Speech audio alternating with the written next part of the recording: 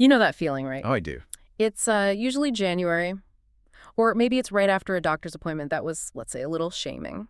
Right. And you walk into that health store, or you're scrolling online and you see them, these pristine amber glass bottles, the perfect stack. The promise of a new you. Exactly. So you buy the vitamin D, the fancy magnesium, the omega-3s that promise to make you a genius.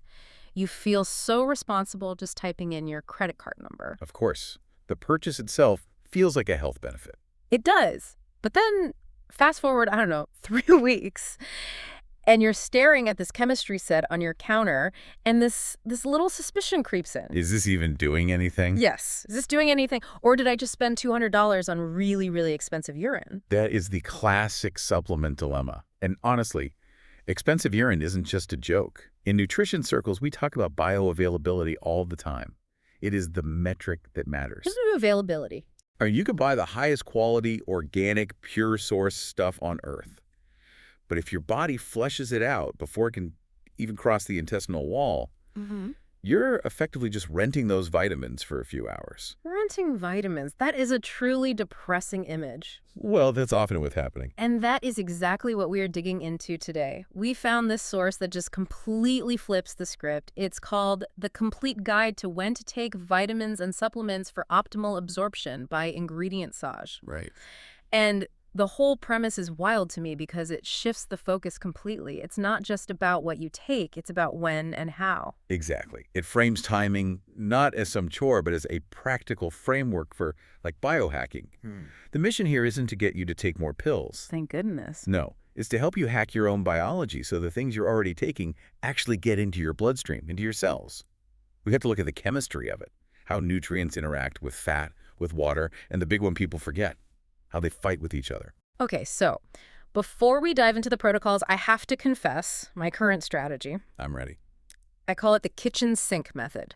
I wake up, I'm rushing to get out the door, I see the bottles, I panic, and I swallow everything all at once with a gigantic gulp of black coffee. Oh, wow. I'm assuming, based on this reading, that I'm doing it wrong. I mean, I appreciate the efficiency. I really do. A lot of people do that. But chemically speaking, that is a disaster. You are basically staging chemical warfare in your stomach. Chemical warfare. That sounds a little dramatic. Is it, though? I mean, Yeah. you are likely creating these clashes where nutrients are just canceling each other out, or you're taking things that absolutely need a fat carrier on a totally empty stomach, so they just slide right through the GI tract, never absorbed. Okay, so let's unpack this properly. The source breaks it down, and the first major foundation we need to lay is solubility. Yes. Fat soluble versus water soluble. I feel like I heard these terms in high school biology, but I don't think I ever understood the mechanical implication in the gut. Correct. This is the most fundamental rule of absorption. Your body handles nutrients in 2 completely different physiological ways. It all depends on whether they dissolve in lipids, fats, or in water. Okay. So let's start with the fat-soluble ones. This group includes your vitamin A, E, K, and the big one everyone's obsessed with right now, vitamin D. Vitamin D is huge. I feel like everyone I know is taking vitamin D3, especially in the winter. They are. But the data suggests many are taking it effectively as a placebo because of the timing. The source explains that fat-soluble vitamins require dietary fat to be emulsified. Emulsify, like making a salad dressing. That's a perfect analogy. Oil and vinegar don't mix until you shake them, right? Your body needs to package these vitamins into these little transport vehicles called chylomicrons to get them through the intestinal lymphatic system. So if I take my vitamin D with my morning water and nothing else, your body just struggles to grab onto it. It's like trying to wash a greasy pan with cold water. It just slips away. Without the fat to signal the release of bile and enzymes, the vitamin D is likely just passing straight through you. So my morning gulp of water is basically just washing it right out of me. It's certainly not optimal, no. The source calls for a very specific strategy here. You need to pair these with a meal that contains fat. I've started calling this the avocado toast rule. That's a perfect way to visualize it. So if I'm having yogurt with nuts or eggs or, yes, avocado toast, that's the green light for the fat solubles. Exactly. That fat acts as the carrier. The source uses a specific example, vitamin D3, let's say a standard 2,000 IU dose. It should be taken at breakfast if that breakfast includes fat. And what if it doesn't? Then you wait. It also mentions some clean label products try to help you out by suspending the vitamin in ACT oil right in the capsule, which is great. But, relying on dietary fat is the gold standard to ensure the body's absorption machinery is actually turned on. Okay, but here's a scenario. What if I'm an intermittent faster? I know a lot of our listeners just do black coffee until noon. Should they wait? 100%. If you aren't eating fat, don't take the fat-soluble pill. Wait for your first meal. Now, contrast that with the water-soluble vitamins, like vitamin C and the B-complex family. I'm assuming these are a little bit lower maintenance. In a way, yes. They're absorbed in the aqueous environment of the gut. You don't need fat for them to cross the barrier. But I sense a but. The issue here is retention. Because they dissolve in water, your kidneys are really, really efficient at filtering them out. If your blood levels spike too high, your body just dumps the excess. Hence the very expensive urine we talked about. Exactly. But there's another factor the source highlights that I think is really important: tolerability. High doses of vitamin C ascorbic acid, or certain B vitamins, can cause some pretty significant GI discomfort if they hit an empty stomach too hard. It's basically an acid bomb. Yeah, I've definitely felt that burn. It feels like heartburn, but sort of lower down. That's very common. So, while you don't strictly need food for the absorption mechanism itself, the expert advice here is to take them with meals to buffer that acidity, to protect the stomach lining. Okay. And this is where it gets really interesting for optimization. Split dosing. This is taking half now, half later. Precisely. Let's say you're taking 1,000 milligrams of vitamin C because you feel a cold coming on. If you take that all at once, you spike your plasma levels, you hit the renal threshold, and your kidneys just flush the majority of it within hours. So you get a huge spike and then a crash. Exactly. But if you split it, say, 500 milligrams at breakfast, 500 milligrams at lunch, you keep your plasma levels elevated and steady all day long. It's mimicking how you'd get nutrients from food, which is a slow trickle, not a flood. So for a practical takeaway, fat-soluble needs fat to get in. Water-soluble needs food to stay down and timing to stay in. That is a great summary. Okay, so we have our fat-soluble team needing the avocado toast and our water-soluble team just needing a buffer. But now we enter the war zone. The source outlines a major conflict between two heavy hitters, iron and calcium. Yes, the battle of the minerals. This is probably the most common mistake people make, and it has real health consequences, especially for people dealing with anemia or fatigue. These two do not play well together. It's funny because I feel like you see people taking a multivitamin that has both, or washing down an iron pill with a latte. Which is effectively kryptonite for your iron absorption. Here's the chemistry. Iron is high maintenance. It uses a specific transporter in the gut, the DMT1 transporter, to get into your cells. Okay. Calcium competes for that exact same pathway. It clogs the door. Exactly. Imagine a single turnstile entrance. If calcium is flooding through, iron just can't get in. So if you have dairy or a calcium supplement or even calcium-fortified foods, they will block the iron. Wow. And what's more, iron needs an acidic environment to be absorbed efficiently. So the source recommends pairing iron-like ferrous sulfate, maybe 18 milligrams, with a vitamin C-containing beverage. Like orange juice. The classic example, yes. The vitamin C creates that acidic environment, and it chemically reduces the iron into a form that's easier to absorb. But if you introduce calcium, it shuts it all down. So if I take my iron pill with my morning latte, I'm actively sabotaging myself. You are. The calcium in the milk is actively fighting the iron. And usually the calcium wins just because there's physically more of it. So what's the rule? How long do we have to keep them separated? This feels like a custody arrangement. It basically is. The source is very specific here. You need a window of 2 to 4 hours. Wow. That's a significant gap. That requires actual planning. It does. If you have iron at breakfast with your OJ, you need to keep the cheese, yogurt, and calcium supplements away until at least lunch, maybe later. Okay, that makes the scheduling tricky, but I can see a logical flow. Iron in the morning, calcium later. Speaking of calcium, the source had some interesting nuances about when to take that, too. It's not just about avoiding iron. No, it's also about formulation and biology. The source discusses calcium citrate. This is distinct from calcium carbonate, which is, well, it's essentially chalk. Right. Citrate is absorbed okay with small meals, but large doses are much better tolerated with a main meal. And there's a strategic reason to push calcium to the evening. The dinner strategy. Exactly. Taking calcium citrate, say 500 milligrams, at dinner does two things. One, it helps with adherence. It's easier to remember as part of a routine. But two, and most importantly, it successfully keeps it far, far away from that morning iron dose. It ends the war by putting them on opposite ends of the day. Separation of church and state. Yeah. Or iron and calcium. Now let's talk about another mineral that is having a massive moment right now, magnesium. I feel like everyone I talk to is obsessed with magnesium for sleep, for anxiety, for recovery. Magnesium is fascinating. It's involved in over 300 enzymatic processes in the body. It's a workhorse.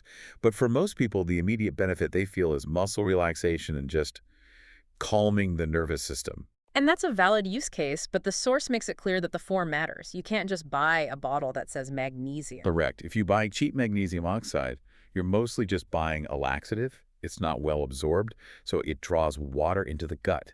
Ah. The source highlights magnesium glycinate or magnesium malate. Why those specifically? Well, glycinate is magnesium bound to glycine, which is an amino acid that has calming properties itself. So it's a 2-for-1. It's very gentle on the stomach and has high bioavailability. Malate is often better for muscle energy. Both are vastly superior to oxide if you want to avoid, let's call it, digestive urgency. We definitely want to avoid urgency, especially for taking it at night. Exactly. And the sweet spot for timing is in the evening. The source recommends taking it about 30 to 60 minutes before bed. So it's part of the wind-down routine. Ideally, yes. It supports that parasympathetic shift, the rest and digest mode. But there's a caveat here that I found really important, and it goes back to our coffee habit. You have to avoid taking it near caffeine-heavy activities. Wait, who is drinking caffeine 30 minutes before bed? You'd be surprised.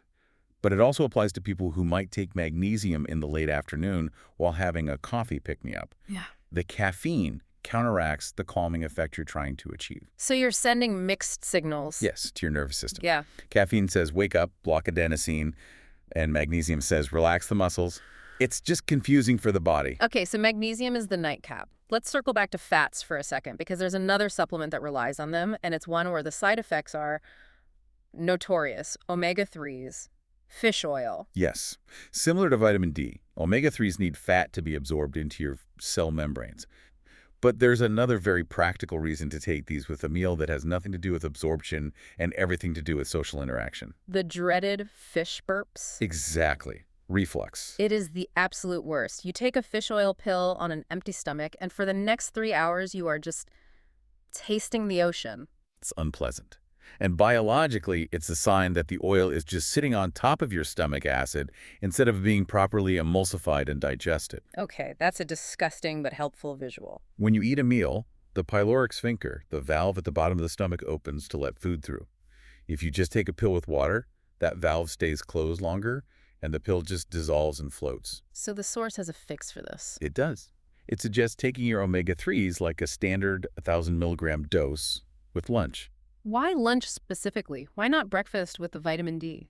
You could do breakfast, but lunch usually includes more healthy fats for most people, maybe an olive oil dressing on a salad or some avocado.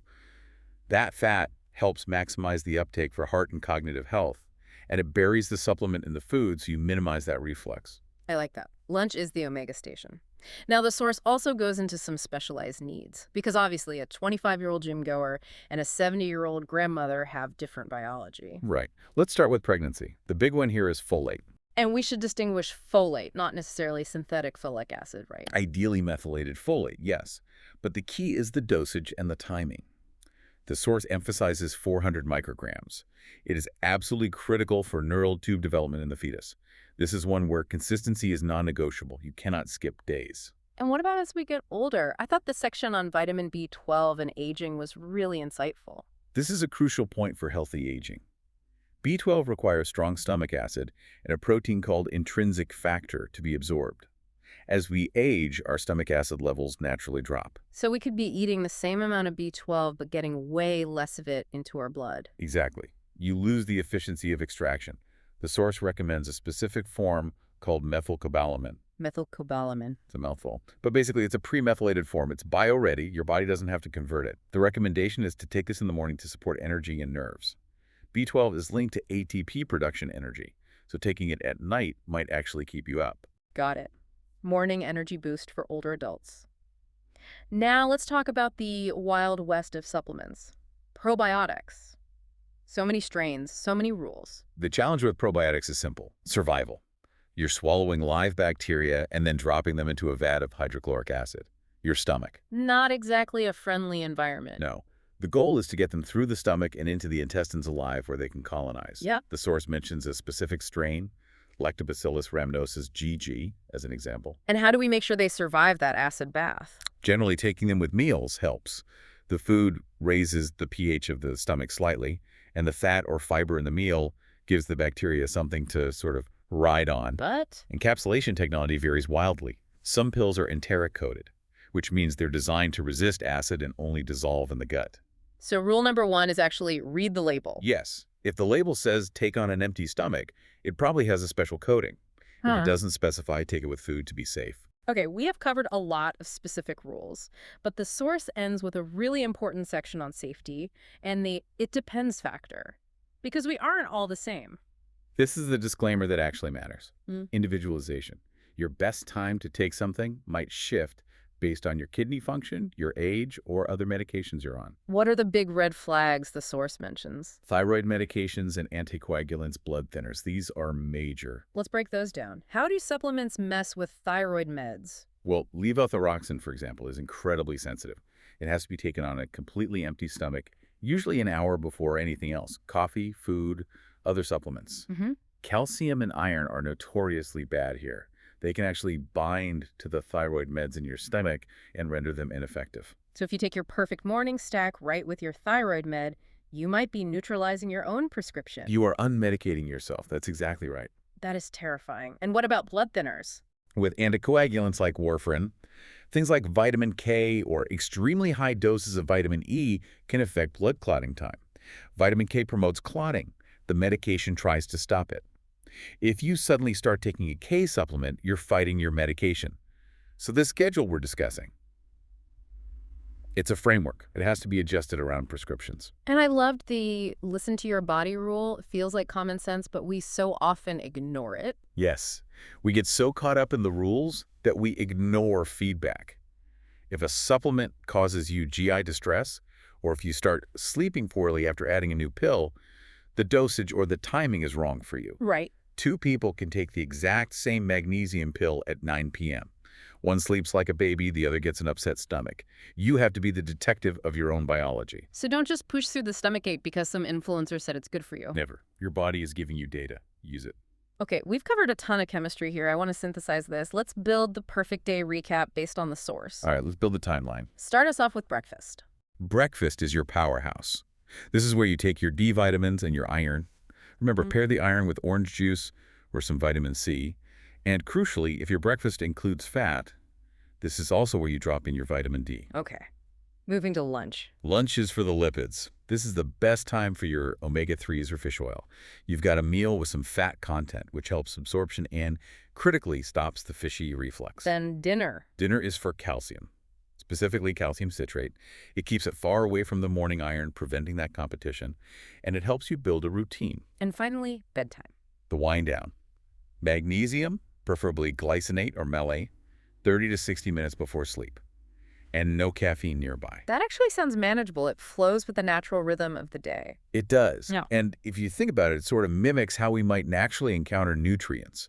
Energy-producing things in the morning, calming things at night.